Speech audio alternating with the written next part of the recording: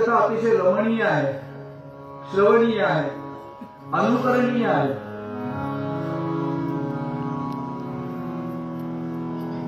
माणसं स्वप्रेरणेने ज्या गोष्टी करतात ना त्या गोष्टीला यश येतं. लक्षात ठेवा, स्वतःच्या प्रेरणेने जी माणसं जी गोष्टी करतात त्याला यश येतं. जी गोष्ट आपण मनापासून करत नाही त्याला यश येत नाही. मनापासून एखादी गोष्ट केली तर त्याला 100% यश. या जगात अशक्य असं काही नाही. स्वामी समर्थांचं वाक्य आहे, या जगात अशक्य असं काही नाही, सगळं शक्य आहे. पण केलं तर काय झालं, एका घोडे विकणाऱ्या व्यापाराच्या तबेल्यामध्ये भरपूर घोडे होते, भरपूर घोडे. त्याने सांगितलं की हा माझा घोडा विकायचा, हा घोडा विकायचा, हा घोडा विकायचा. 4-5 घोडे विकायला काढले. आता घोडा विकायचा कळल्यावर लोक विकत घ्यायला आले. सगळे घोड्यांची माहिती तो सांगायचा, हा याचा काळा रंग आहे, कान असं हे आहे, तमुक आहे, तमुक आहे. घोड्यांचे जे काही लोक जे असतात ते सांगायचं. तो त्यातला एक सुंदर घोडा होता. तो घोडा पाहिला, एक घोड्यांचा पारखी आला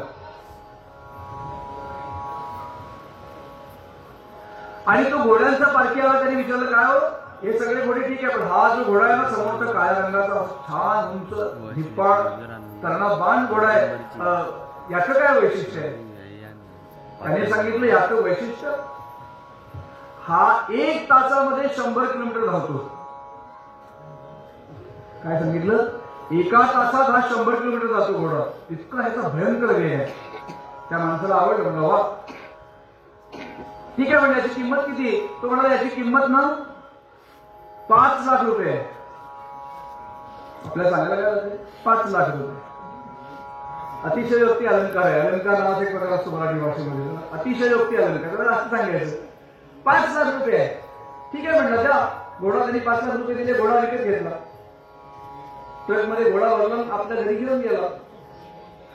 त्याने एक वाक्य सांगितलं होतं बरं का, त्या घोडा ज्याचा आहे मालक आहे त्याने सांगितलं होतं, हा घोडा 1 तासात 100 किलोमीटर जातो, पण त्याच्या मनात असलं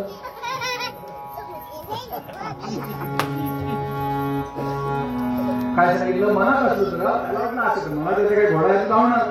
घोडा घेऊन गेला. घरी उठवला घोडा. दुसरी सकाळी उठला लवकर, रात्री खाण्यापिण्यात छान घातलं.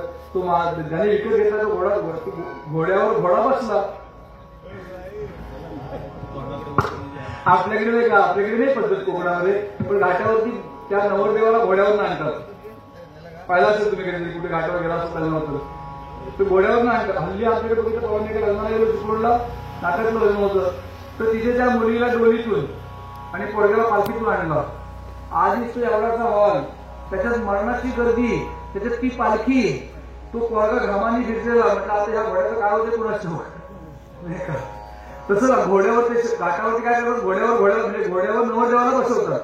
आणि त्याला नवरदेवाला काही घोड्यावर बसायची सवय नसते. तो घोडा ते वाद्य वाजायला लागली, ऐन घटकेला आपले पुढचे 2 पाय उचलतो, किंकाळतो, त्याला म्हणतात किंकाळतो, की हा घोड्यावर बसलेला घोडा खाली. नवरी म्हणते, मला हा काय उपयोगाचा नाही, लग्नाला याच्या आधीच पडलाय म्हणजे. मी ते बघितलं सहज घोड्याला, मी ते घोड्यावर बसल्या नवरदेवाला मागणी करायला पण घरलेला असतो जाऊन, हा पडू नये म्हणून. मग कशाला बसवायला चालत नाही ना. जाऊ की या घोडे आला, तो घोड्यावरती बसला, मान टाकली, घोड्यावर बसला आणि तो घोडा पाऊलच टाकली तेव्हा घोडे. त्या मालकाने फोन केला, अहो तो तुमचा घोडा चालत नाही असं. तो म्हणजे तुम्हाला काय सांगितलं होतं? त्याच्या मनात असतं तर तो चालतो, नाहीतर काही नाही. तसं आपलं आहे बरं का. मनात असलं तर इकडचा डोंगर हा समुद्र इकडे पण आणून ठेवतील, काय भरोसा नाही.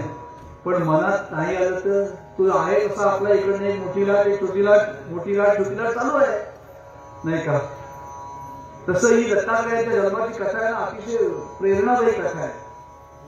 आपल्याकडे पतिव्रता हा शब्द आपल्याला माहिती आहे. पतिव्रता म्हणजे काय? ज्या स्त्रीच्या मनामध्ये परपुरुषाचा स्वप्नातही विचार येत नाही तिला पतिव्रता म्हणतात. पहिली व्याख्या. आता सिरियल आठवा, सिरियल कुंडलिक वरदे, हे तुम्हाला सिरियल मध्ये कोण शिकवणार नाही का?